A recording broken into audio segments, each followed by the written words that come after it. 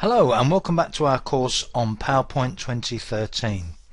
In this section I want to run through the main new features in PowerPoint 2013. This is new in comparison with the previous version, PowerPoint 2010. Now, if you haven't used PowerPoint before, you may think that looking at the new features won't really help you very much or mean much to you. But I think it's still worth going through this section because it will highlight some of the main points that I'm going to be looking at and also give you an idea of the structure of PowerPoint 2013, particularly because some of the changes in it have a very general kind of impact. Now, the first thing to point out is that within Microsoft.com, in the Office part of the Microsoft website, there is a page, What's New in PowerPoint 2013. It begins with a video covering the main new points, and then there's a list of each of the points, a brief description of what each of them is and does. So I suggest you take a look at that. There are also links from that page into a couple of other useful areas. One of them here, make the switch to PowerPoint 2013. This is particularly for people who've been using earlier versions. And then for people who are beginners, there is basic tasks for creating a PowerPoint 2013 presentation. Now, generally speaking, the materials that are available on the Microsoft site for learning PowerPoint are a little bit restricted compared to a fairly comprehensive course like the one I'm presenting here, but they certainly give a different view on each of the topics, and it's always good to look on the Microsoft website to see what training materials or help materials they've got with any topic that you're trying to find out about in relation to PowerPoint. One of the most significant features in PowerPoint 2013 is a significant feature in virtually all of Office 2013, and that is that the interface has been redesigned to accommodate the use of touch. So there's very much an emphasis on making it easy to use on tablets and to look at presentations on phones and so on. And as I mentioned earlier on, I am at various points in the course going to look at how to achieve various things using a touch screen rather than a keyboard and mouse.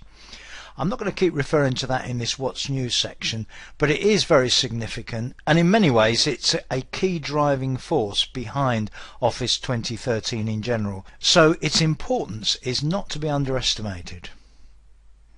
So let's look at some of the key new features other than the touch related ones. And let's start with more choices for getting started. If you've used PowerPoint before, you know that there are a number of ways of starting a new presentation. You could begin with a blank one. You could start with a presentation you made before. You could use a template, or maybe a presentation that you created before but haven't used for some time. Now, with PowerPoint 2013, all of these options are really presented to you on one screen to make it very easy for you to get started on a new presentation, whichever approach you're going to take to creating that presentation. Now, even if you haven't given a PowerPoint presentation yourself, you may well have seen one being given where the presenter maybe sits at a desk with a laptop or a PC and the presentation itself is shown on a monitor to the audience. And what has been greatly improved in PowerPoint 2013 is the ability to control that presentation in a number of ways. Just to give you one specific example, let's suppose you've got some notes to go with the presentation, but you don't really want the audience to see those notes. You want to be able to read them yourself.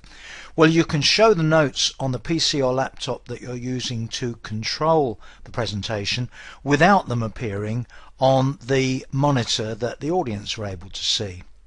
So there are a number of new features associated with what's called presenter view, presentation tools we'll call them, that have been either introduced in PowerPoint 2013 or very much improved. Now, if you bought a TV recently, it will almost certainly be HD and widescreen. If you bought a PC or a laptop or a monitor, that will almost certainly have been widescreen as well. Well, PowerPoint is now very much geared up to giving you the ability to work in widescreen, and it's very easy to switch between the standard 4:3 aspect ratio presentations of old and the new widescreen 16:9 aspect ratio layouts that we come to expect nowadays.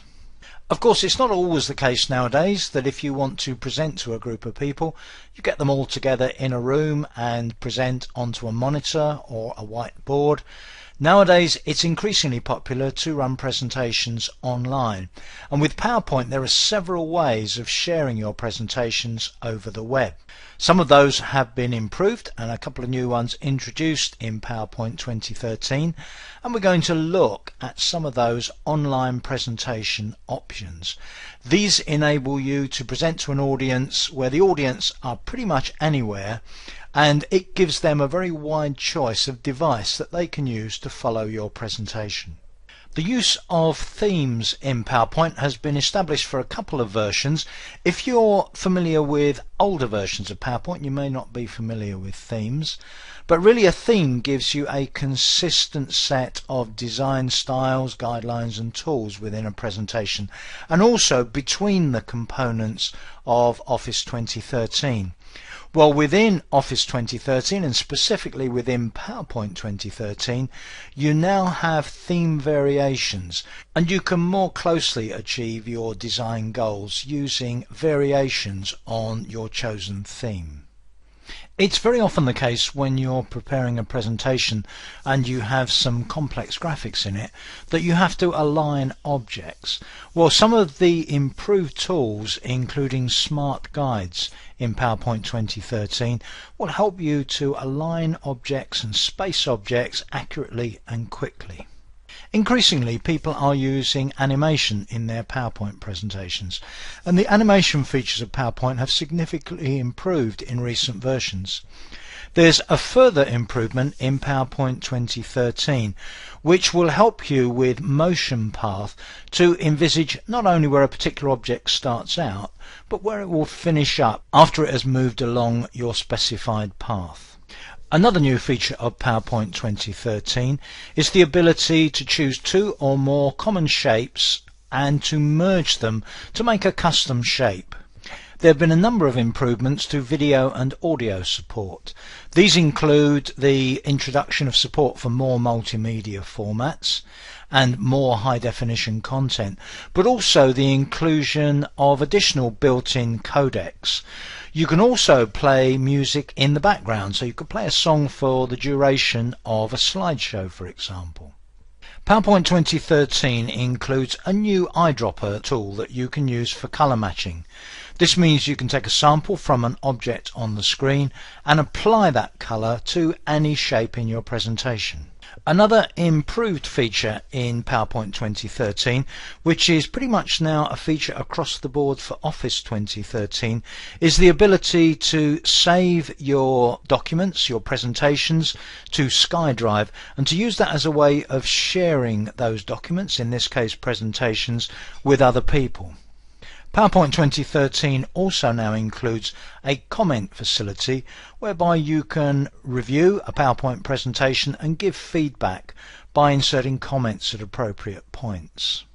And finally, one part new and part improved feature of PowerPoint 2013 is the ability to work collaboratively on a presentation with your colleagues. And one important factor here is the ability to use the online version of PowerPoint to work on a shared document that is accessed online.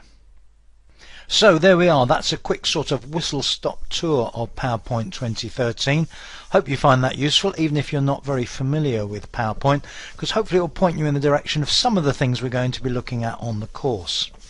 The first thing I'm going to look at, and that's what we're going to cover in the next section, is the use of touch. Now, there are some general aspects of using touch in Office 2013 that I'm going to cover first.